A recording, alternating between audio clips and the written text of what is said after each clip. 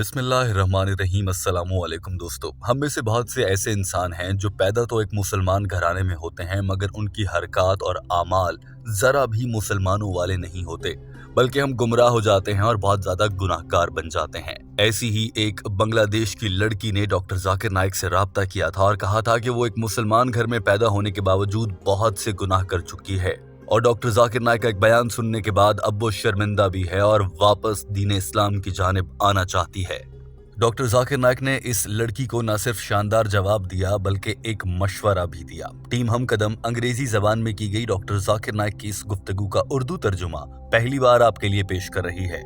आइए आपको दिखाते हैं कि बांग्लादेश की इस लड़की ने डॉक्टर जाकिर नाइक से क्या सवाल किया था। My name is Takrita Tehrima. I am from Magura, Bangladesh. My question is, recently I watched your video about the rights of women in Islam. After seeing it, my mind is one step closer to Islam. How can I repent perfectly to Allah?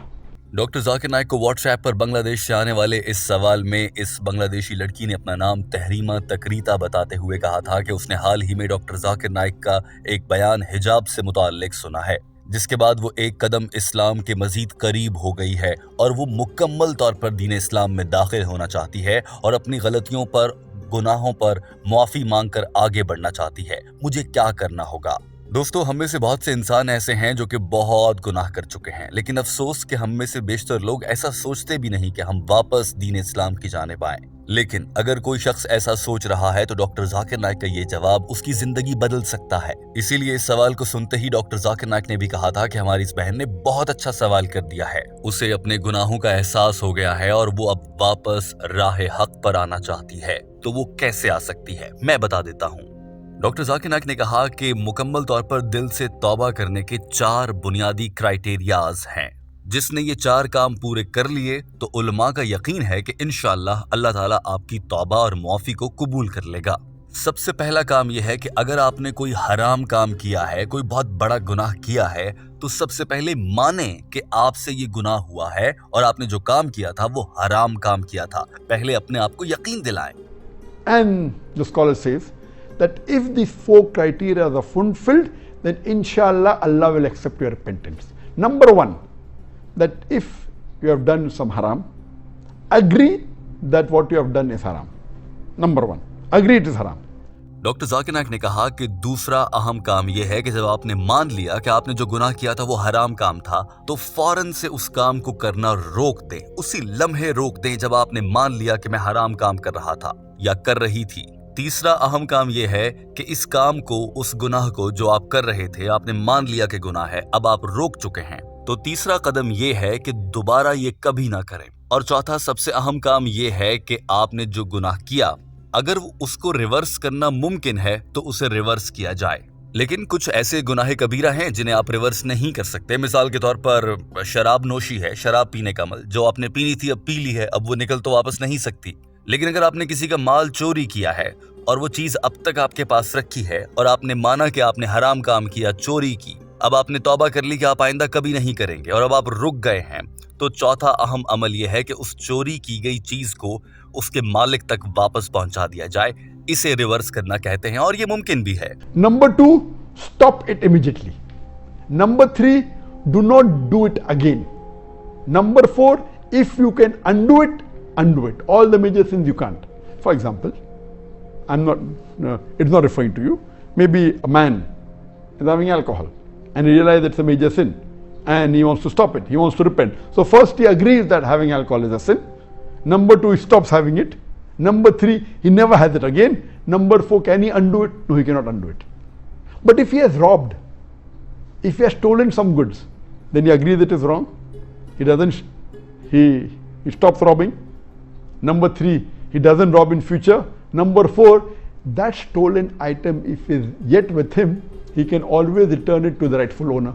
Doctor Zakir Naik ने सवाल पूछने वाली लड़की को बता दिया था मुकम्मल तौर पर कि वो कौन से 4 बुनियादी काम हैं जो करके आप अल्लाह से हमेशा के लिए हकीकी तौबा तलब कर सकते हैं, और बेशक अल्लाह ताला मुआफ़ फरमाने वाला है। लेकिन ये सारे काम करने का सही वक्त क्या होगा? जाहिर है अल्लाह से तौबा तो किसी भी वक्त की जा सकती है, اور کسی بھی انسان کو توبہ کرنے کا خیال اپنی زندگی کے یا سال کے، مہینے کے، دن کے کسی بھی حصے میں یاد آ سکتا ہے اور اس کو اسی وقت توبہ کر لینی چاہیے۔ لیکن اگر آپ چاہتے ہیں کہ آپ کی توبہ ہر حال میں ضرور قبول ہو اور اس کی قبولیت کے امکانات مزید بڑھ جائیں، تو ڈاکٹر ذاکر نائک نے کہا کہ آپ ماہ سیام یعنی کہ رمضان المبارک میں اللہ سے توبہ اور معافی کے طلبگار ہو جائیں۔ انشاءاللہ اللہ آپ کی معافی قبول فرمائیں گے۔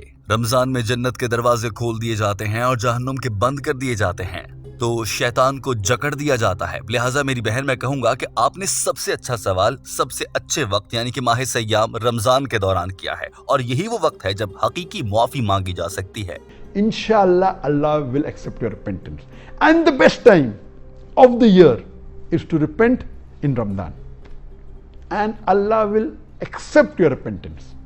In Ramadan is the best time when the doors, the gates of heaven are open.